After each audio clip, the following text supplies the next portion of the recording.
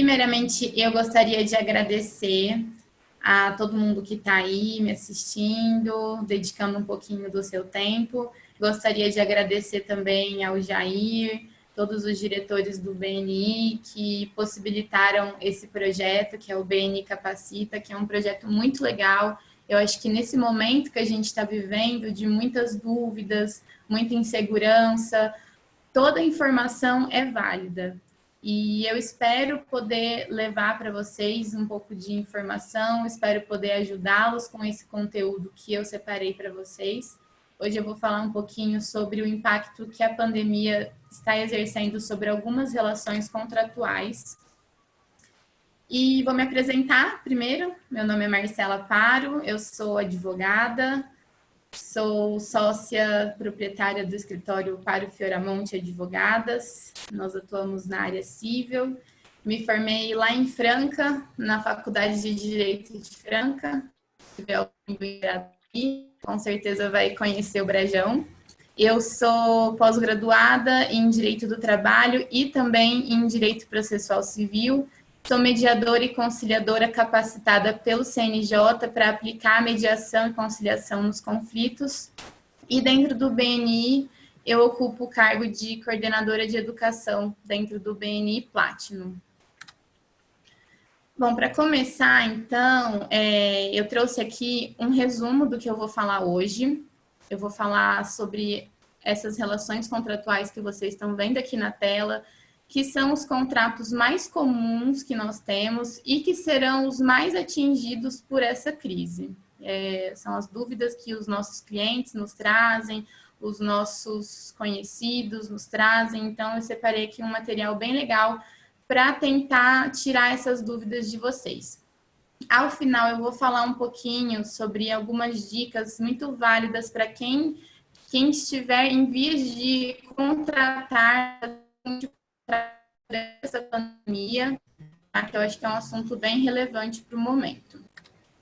Antes de começar, pessoal, a falar ponto por ponto dos contratos que eu trouxe ali, essa matéria ela é bem ampla, né? Então, até pelo nosso tempo, eu não conseguiria passar sobre todos esses assuntos. Então, eu quero, o que ficar de fora, eu quero que vocês prestem bem atenção nesse momento, porque isso que eu vou falar agora vai ser aplicado para os contratos, para basicamente todos os tipos de contrato, né? Então, quando a gente assina um contrato, eu tenho certeza que vocês já ouviram essa expressão. O contrato, ele faz a lei entre as partes. E é verdade, porque quando você assina, você está se comprometendo com todas aquelas cláusulas. Então, você está se comprometendo com determinada prestação de serviço, com o fornecimento de um bem, com o pagamento pontual. Então, tudo que sair daquilo ali que vocês estabeleceram vai ensejar algum tipo de consequência para quem descumpriu, né? Mas como é que eu faço, então, se eu assumir um contrato numa época em que não existia crise, numa época em que o meu financeiro estava ok, e agora eu não consigo mais cumprir com esse contrato? Como a lei vai me resguardar? Essa é a pergunta que eu deixo aqui para vocês. Essa pergunta, eu trouxe duas situações que eu vou detalhar com bastante calma, porque tentar não usar tantos termos jurídicos para ser compreendida. Toda vez que a gente assume uma obrigação contratual e não cumpre, isso vai ter uma consequência. Porém, o nosso Código Civil nos permite não assumir, não ter que arcar com esse prejuízo que o nosso descumprimento causou em outra pessoa, na outra parte, se esse descumprimento se deu por conta de fatores alheios à nossa vontade, fatores imprevisíveis, e não é imprevisível no sentido de que eu não estava prevendo, eu, Marcela. Ninguém estava prevendo que aquela situação pudesse acontecer, como é o caso da pandemia que a gente está vivenciando agora. Então, muita gente está utilizando essa pandemia para... Realmente, a pandemia traz um quadro de dificuldade no cumprimento dos contratos, mas, por outro lado, muita gente está se utilizando dessa pandemia para intencionalmente não cumprir com algumas obrigações. E não é isso que a nossa legislação prevê. A nossa legislação prevê a excludente de responsabilidade, ou seja, você não vai responder pelos prejuízos se você descumprir somente se aquilo não foi intencional, né? Outro caso que a gente tem na nossa legislação que nos assegura em relação a esse tipo de contrato, pessoal, uma coisa muito importante de ser dita, tá? Normalmente, os contratos, o ideal é que eles tenham cláusulas que prevejam quais são essas situações de força maior, para as partes não ficarem no escuro. Eu preciso saber o que é força maior para saber quando eu vou ser obrigada ou não a cumprir aquele contrato. Normalmente, não é isso que acontece, até por uma questão cultural nossa. O brasileiro é um povo que não passou por grandes guerras, não é acometido por fenômenos naturais, do tipo furacões, tempestades muito fortes. Então, a gente nunca está esperando, em verdade, que algo muito ruim vá acontecer e vá afetar as nossas relações contratuais. Mas o correto, na verdade, é que todos os contratos contenham essas previsões do quais são essas situações que autorizam o descumprimento. Se os contratos não prevêem essa situação, aí a gente vai se basear na lei, no Código Civil. Então, o Código Civil nos traz que, se eu assumir uma obrigação em um momento de estabilidade financeira, estabilidade econômica, e passado um tempo, a minha situação e a situação de todo mundo mudou por fatores alheios à minha vontade e muito imprevisíveis, então eu posso revisar essa obrigação, eu posso revisar esse contrato, né? Olha, eu assumi essa parcela aqui nessa data, mas agora eu não estou conseguindo arcar. Eu preciso que você diminua. Então, isso é possível. A nossa legislação permite a revisão. Também é possível, por outro lado, que aquele contrato, por conta dessas situações externas, desses casos de força maior, que esse contrato seja extinto, seja rescindido. Né? E aí, essa rescisão que não era prevista, eu tô quebrando um contrato antes do tempo correto. Eu teria que arcar com multas, eu teria que arcar com prejuízo da outra parte. Por conta dessas situações de caso fortuito e força maior, eu não terei que arcar. Né? Isso se chama, essa teoria se chama teoria da imprevisão. Ela pode ser aplicada em vários contratos. Então, assim, os contratos específicos que eu não trouxer aqui e, de repente, vocês perguntarem, nossa, eu queria tanto que ela falasse sobre o contrato X, será que eu posso revisar esse contrato? Será que eu posso rescindir? Aí vocês se lembrem dessa teoria para responder essa pergunta. Então, a gente tem esse quadro que eu falei no início, e muitas pessoas se utilizando disso para encerrar algumas relações. Isso não é o recomendado. E quando você tenta mudar um contrato na justiça se utilizando dessa pandemia, ou revisar ele ou rescindir, você tem que comprovar que existe um nexo causal, que realmente você está querendo rescindir por conta da pandemia, você está inadimplente por conta da pandemia. Se você já estava inadimplente antes, a pandemia não vai colar. Então, é preciso que tenha um nexo causal e, havendo esse nexo causal, quando a parte consegue comprovar que ela realmente não está dando conta daquele contrato por conta dessa situação atípica, aí sim, aí a gente aplica essa teoria, a gente revisa e a gente consegue rescindir. E a gente tem que tomar cuidado também com essa questão de sair rescindindo todos os contratos, né? Porque vamos pensar no cenário que a gente está vivendo hoje. Já está uma situação difícil, a gente já está vivendo um momento de muita insegurança. Vocês imaginem se todo mundo resolver rescindir um contrato. Contrato de prestação de serviço, de locação, de fornecimento. Isso daí ia desequilibrar muito a balança. Então, é necessário que quando a gente pensa nessa questão de rescindir um contrato, a gente coloque isso em peso. Realmente é necessário rescindir? Será que uma revisão não ajudaria? o ideal é que a gente mantenha o direito visa a preservação dos negócios. Então, o ideal é a gente preservar esse negócio, visando sempre, buscando o equilíbrio contratual. Não pode ficar tão desigual entre as partes por conta dessa pandemia. Então, isso é que a nossa legislação nos diz sobre quando a gente pode rescindir e revisar um contrato. Aí agora, eu vou passar a falar dos resultados mais específicos que os nossos clientes, os nossos amigos trouxeram para a gente.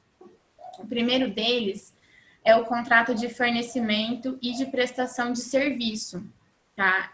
Nesse tipo de contrato, normalmente são contratos que duram bastante tempo, né? A gente tem contratos de prestação de serviço de 1 ano, de fornecimento, às vezes 1, 2 anos. Então, é natural que quando eu firmei esse compromisso, quando eu contratei aquele serviço, eu tinha uma situação e devido ao coronavírus, a essa pandemia, isso aí me afetou e eu não consiga mais arcar com esse compromisso. Então, essa teoria da imprevisão que eu estava falando é aplicável a esse tipo de contrato, desde que eu comprove que eu não consigo mais arcar com essa prestação por conta da pandemia. Então, nesse caso, o coronavírus e a pandemia como um todo pode ser considerado como um evento que desautoriza a parte a cumprir essa obrigação contratada. Eu trouxe para vocês 3 exemplos nesse tipo de contrato, para que vocês consigam visualizar melhor isso que eu estou falando. O primeiro exemplo, vamos supor que a gente tenha um contrato de fornecimento, é um fornecedor que ele é de lá da China, e aí eu estou precisando de um produto, e eu já me comprometi, ele precisa me entregar esse insumo, porque sem esse insumo eu não consigo produzir o meu produto e eu não consigo entregar no prazo que eu combinei com o meu cliente. Como é que isso aconteceria dentro da situação do coronavírus e fora? Se fora da situação, numa situação normal, se esse meu fornecedor atrasasse esse insumo, eu teria que responder pelas perdas e danos do meu cliente, porque eu atrasei o produto dele. Então, ele teve prejuízos, ele estava contando com isso, ele provavelmente tinha contratos assinados com outras pessoas. Então, nesse caso, eu vou responder pelas perdas e danos, né? Agora, se for uma situação de pandemia, de caso fortuito, de força maior, que é a situação nesse caso, eu não preciso me responsabilizar por esse prejuízo, porque eu não dei causa a ele. Esse prejuízo aconteceu, esse atraso aconteceu, porque os portos estão paralisados, porque as atividades todas estão fechadas, porque está difícil conseguir produto, está difícil conseguir serviços. Então, é uma situação que o judiciário entende que eu não preciso arcar com esse tipo de prejuízo, mesmo que eu atrasei, mesmo que eu não entreguei o produto. Outra situação que eu trouxe para vocês, para exemplificar, é quando a obrigação que eu firmei, devido a essa situação, ela se torna muito onerosa para mim. Eu não consigo mais arcar com essa prestação, nesses termos que eu firmei o contrato. Vou dar um exemplo. Vamos supor que eu seja uma fornecedora de máscaras hospitalares, e aí eu tenho um contrato de fornecimento com uma clínica que eu fiz no ano passado. Aí, no ano passado, o preço das minhas máscaras era baseado no valor de mercado, né? Normal. O mercado estava normal. Agora, está tendo uma procura muito grande por esse produto. Está sendo difícil conseguir. Então, para mim produzir esse produto, para mim vender esse produto, eu não consigo mais. Se eu vender pelo preço que eu ajustei lá no ano passado, eu vou levar um prejuízo enorme. Porque, além disso, eu estou também sofrendo, eu como pessoa, como empresária, também estou sofrendo os efeitos dessa pandemia por conta de obrigações de terceiros que assumiram comigo. Então, essa situação né, da pandemia, tornou a minha obrigação muito excessiva. Isso autoriza que eu faça uma revisão do contrato, né? E é aquilo que eu estava falando anteriormente, que o ideal é que a gente sempre opte pela revisão. Então, eu vou sentar aqui com o meu cliente e vou falar, olha, esse preço de mercado eu não consigo, eu estou tomando prejuízo, eu vou precisar rever esse preço com você, tá? Isso não significa, né, não estou dizendo que os fornecedores agora com essa situação podem aplicar, podem trabalhar com preços abusivos, não, isso daí é totalmente errado e se isso acontecer, deve ser denunciado aos órgãos competentes. Mas o que a gente tem que analisar aqui é o equilíbrio. Está equilibrado para mim? Não, não está. Então, eu preciso buscar um equilíbrio, né? Reajustar esse preço. Então, toda vez que a gente se deparar com uma situação assim, a gente pode pedir uma revisão daquele contrato, tanto de fornecimento, tanto de prestação de serviço.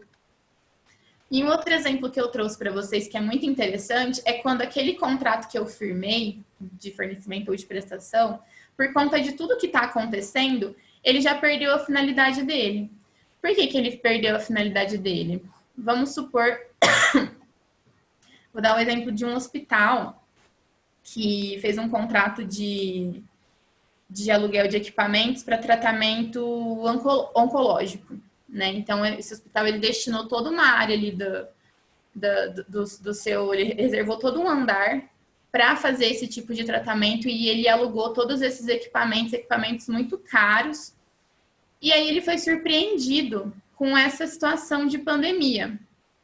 Quando ele foi surpreendido, ele teve que seguir várias recomendações da OMS, ele teve que adequar a prestação de serviço dele e o atendimento dele passou a ser, em grande maioria, emergencial e para atender as crises respiratórias, que são os sintomas mais graves do novo coronavírus. Então, pensando nisso, qual que é o sentido daquele contrato que ele firmou? Ele não tem mais nem espaço para ter aqueles equipamentos. Ele pode rescindir aquele contrato? Ou revisar aquele contrato? Pode.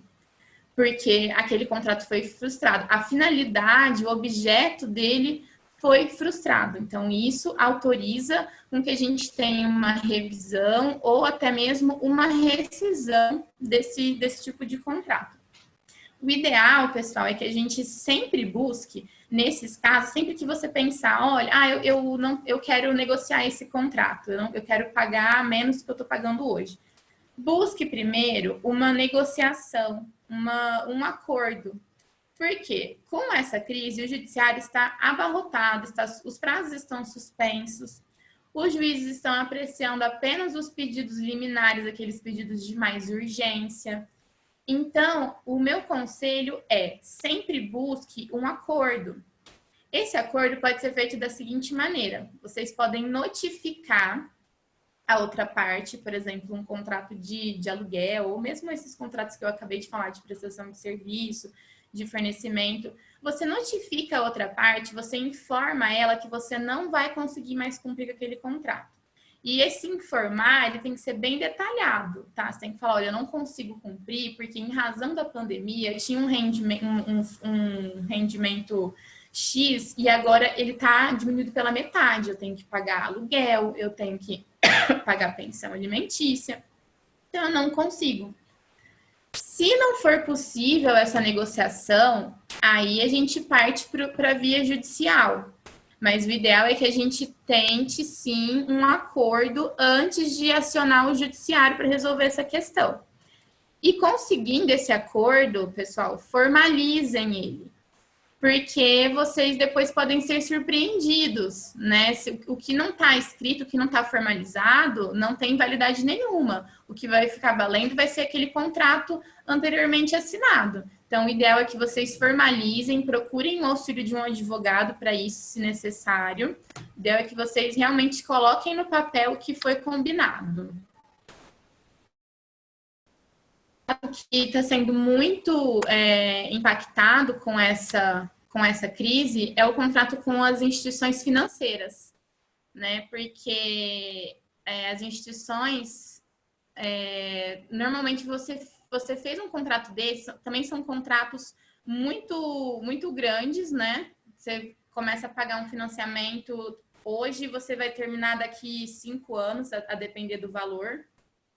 Então, isso autoriza, sim, essa questão do coronavírus, da pandemia, autoriza que eu reveja essas parcelas, que eu reveja esse valor que eu estou pagando. Então, essa teoria que eu falei da imprevisão dos contratos, ela é aplicada diretamente nesse tipo de contrato com instituição financeira. Quando eu fiz aquele financiamento, a minha renda era estável, eu tinha um rendimento fixo. Agora, eu estou parada, não estou trabalhando, os meus rendimentos caíram pela metade. E o bacana é que as instituições financeiras estão aderindo a isso, elas estão entendendo, tem inclusive recomendações do Conselho Monetário Nacional para que as instituições dê um prazo maior para os clientes pagarem, facilitar o refinanciamento das dívidas. Tem instituições que estão até suspendendo o pagamento durante essa pandemia. Então, isso é um exemplo claro de revisão contratual por iniciativa do credor. E é uma atitude, inclusive, muito solidária do banco que faz isso. Outro contrato, pessoal, que vai ser muito afetado durante essa pandemia são os contratos de locação, tá? Eu vou começar a falar pelo contrato de locação comercial. Por quê? Bom, a gente tem em várias cidades decretos que estão paralisando as atividades que não são essenciais.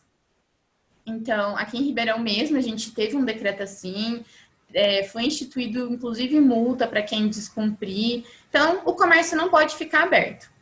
Se eu tenho um estabelecimento comercial e eu não estou abrindo as portas do meu estabelecimento, primeiro que o meu contrato, ele perde, né, um pouco o objetivo, né? Eu não estou utilizando, não estou usufruindo daquela locação, eu não posso usufruir. E eu não estou usufruindo porque eu não quero, é porque eu não posso. E isso daí também vai impactar diretamente nos meus recebimentos. Se eu não estou abrindo meu estabelecimento, como é que eu vou vender? Se eu não estou vendendo, como é que eu vou pagar as minhas contas, né? Então, tudo isso o judiciário tem levado em consideração.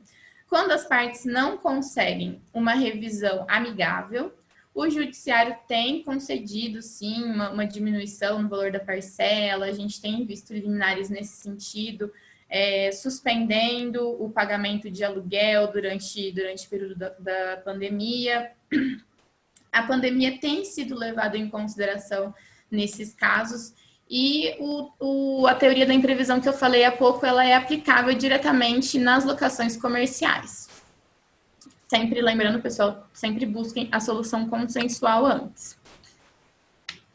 As locações residenciais, essa é uma questão um pouco mais polêmica, né? Se na locação comercial está sendo mais fácil revisar o contrato, diminuir o valor do aluguel e às vezes até suspender durante o período, nas locações residenciais não está sendo tão fácil assim, mas a gente vê, sim, os juízes aplicando essa revisão. O que acontece? Na locação residencial, perdeu-se o fim, né, do objeto, o objeto do contrato temporariamente. Na comercial. Na residencial, não. Eu sempre aluguei esse imóvel, eu não uso ele para trabalhar, eu uso ele para morar.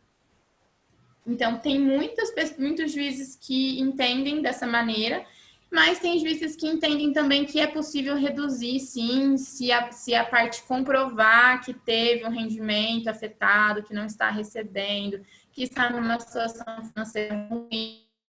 A gente está com um projeto de lei, ele foi de autoria do senador Antônio Anastasia, né? E ele já está no Senado, já passou pelo Senado, voltou para a Câmara. É o projeto de lei número 1179 de 2020. O que é esse projeto? Ele é muito interessante porque ele propõe várias modificações nas relações de direito privado apenas durante esse período de pandemia. Por quê? Como está todo mundo com muita dúvida, isso gera muita insegurança jurídica, isso gera um juiz de uma vara decidindo de um jeito, da outra vara decidindo de outro. Então, para tentar unificar essas questões que são controversas, são polêmica, por exemplo, os contratos de locação residencial. Para tentar unificar tudo isso, esse projeto está trazendo vários pontos sobre essas questões. Os deputados haviam sugerido inicialmente que nas locações residenciais o pagamento do aluguel ficasse suspenso durante todo esse período de pandemia. Só que quando essa proposta chegou até o Senado disse não. Ao mesmo tempo em que eu tenho pessoas que estão sem dinheiro para pagar o aluguel, eu também tenho pessoas que dependem daquele aluguel para viver. Elas vivem de aluguel. Então, por isso, o Senado retirou essa parte do projeto, mas ele manteve uma parte que é muito interessante, que inclusive está sendo aplicada, que é a suspensão das liminares. Então, pessoal, toda vez que alguém entrar com uma ação de despejo durante esse período de pandemia, e a gente verificar que a pessoa não pagou o aluguel por conta da pandemia, essa pessoa não vai poder ser despejada, por mais que ela esteja há 3, 4 meses sem pagar o aluguel. Se a gente vê que ela não pagou o aluguel por conta da pandemia durante esse período, ela só vai ser despejada depois que passar tudo isso, né? E pela letra desse projeto, eles estão com uma expectativa que vai durar até meados de outubro. Então, eles colocaram esse prazo de até 30 de outubro. Então, até o dia 30 de outubro, ninguém vai poder ser despejado do imóvel que mora por conta de inadimplência. Eu trouxe também, pessoal, contratos de planos de saúde. Porque existem duas preocupações em relação a esse tipo de contrato, que é no tocante aos reajustes e em relação às suspensões, né? Porque o plano de saúde, você para de pagar um mês, já te corta. E reajustes também, né? O pessoal estava com medo né, pelo fato de, nessa época do ano, o plano pode ser muito mais utilizado do que antes, eles estão temendo que os planos façam reajustes abusivos. E aí, para evitar esse tipo de situação, a gente tem alguns projetos de lei em andamento para evitar que os planos façam esses reajustes. E a gente também tem uma recomendação muito forte da ANS, no sentido de que os planos não devem cortar o plano do beneficiário, não deve tirar o benefício dele, porque ele parou de pagar naquele período de pandemia. E isso é tão forte que lá no escritório nós temos um caso de uma cliente que ela ficou um mês inadimplente, isso é recentíssimo. E o plano já cortou assim, imediatamente. A partir do momento que saiu essa recomendação, eles já reativaram o plano dela na hora. Ou seja, os planos respeitam muito esse tipo de recomendação. E isso é muito bacana, é muito solidário. Contratos com instituições de ensino também é um contrato que tem muita discussão. Por quê? Se o contrato, qualquer tipo de contrato, pessoal, que eu assinar, se durante essa pandemia eu conseguir manter a prestação do serviço, ou seja, se durante a pandemia continuar tendo aula, mesmo que online, alguma forma a escola vai utilizar. Normalmente eles têm optado pelo ensino à distância. Então, o serviço continua sendo prestado. Isso não autoriza, então, que eu rescinda esse contrato. Eu tenho que continuar com ele. Ok, eu vou continuar com ele. Mas a discussão eu não contratei um serviço à distância. Eu contratei um ensino presencial. Eu estou pagando por um ensino presencial. Outro ponto levantado. Mas a escola, ela tá com esse esquema de ensino à distância, eles estão tendo custos reduzidos. Eu também estou com o meu financeiro abalado por conta dessa crise. Cairia bem reduzir essa mensalidade para mim, né? Já que eu tô enfrentando uma situação difícil e a escola tá tendo menos custos. Qual que é o entendimento nesse caso? A orientação, na verdade, é que as escolas continuem, mantenham o valor da mensalidade. A não ser que judicialmente eu consiga comprovar que, de fato, eu não consigo pagar aquela mensalidade por causa da pandemia. Isso daí, se eu levar isso para uma ação judicial. Mas, a princípio, existe até uma recomendação dos órgãos públicos de que as escolas mantenham, porque as escolas fizeram todo um planejamento, um orçamento para o ano, tem folhas de funcionário, tem um monte de coisa para honrar, um monte de compromisso. E é aquela velha questão, né? Se a gente passar a rescindir todos os contratos, tudo que a gente se comprometeu agora por conta da pandemia, esse cenário nosso de caos, ele vai duplicar, né? Então, o ideal mesmo é que a gente tenha esse pensamento, né? De manter as contratações até onde der. Se não conseguir manter, vamos tentar diminuir, mas a princípio manter tudo isso. E Marcela, Oi? 10 minutos, viu? Ai, meu Deus do céu, eu falo muito. Fica tranquilo. Muitos países, pessoal, também têm adotado esse posicionamento de não reduzir as mensalidades, tá? Então, isso daí está sendo meio que geral. Contratação de eventos. Esse é um tipo de contratação que a prestação de serviço não vai acontecer, porque o show foi cancelado, o teatro não está abrindo, as festas foram canceladas. Então, quando existe a impossibilidade na prestação de serviço, isso autoriza que eu faça uma rescisão do contrato e tenha devolução dos valores e caso eu tenha feito esse pagamento parceladamente, que esses pagamentos sejam suspensos, tá? As empresas têm agido dessa forma, têm facilitado, têm devolvido todo o valor para os consumidores sem cobrar taxa, até porque os eventos foram cancelados por conta de decretos normativos, determinações do município e tudo mais. E para esses eventos, pessoais, que são mais complexos, que envolvem mais de uma contratação, por exemplo, um casamento, um aniversário muito grande, eu tenho que contratar buffet, eu tenho que contratar cerimonial. O ideal é que a gente faça uma negociação, porque para a gente adiar tudo isso, a gente depende muito da disponibilidade de agenda de cada um. Então, pode ser que eu consiga adiar e passar todos esses profissionais para a data que eu escolhi lá na frente. Mas pode ser que um vai ficar de fora. Esse que ficou de fora, eu vou ter que rescindir o contrato com ele. E aí, eu vou rescindir, eu vou pagar a multa? Não foi minha culpa. Então, o ideal é que a gente entre num acordo, numa negociação, né? E veja também o lado da empresa. A empresa também teve algum tipo de custo nessa contratação. Mas entrar num acordo para atingir o equilíbrio ali entre as partes.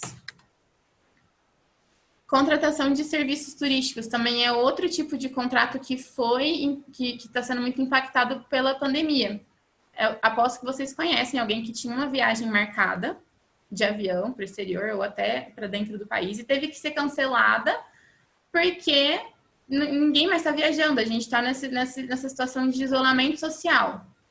Então, nesses casos, é possível rescindir esse contrato com a devolução dos valores e com a suspensão dos pagamentos. Inclusive, a gente tem até uma medida provisória que obriga que as empresas, as companhias aéreas, devolvam os valores pagos em até 12 meses. Isso para viagens que estavam marcadas até devolução. Essa medida ela só foi criticada em um ponto.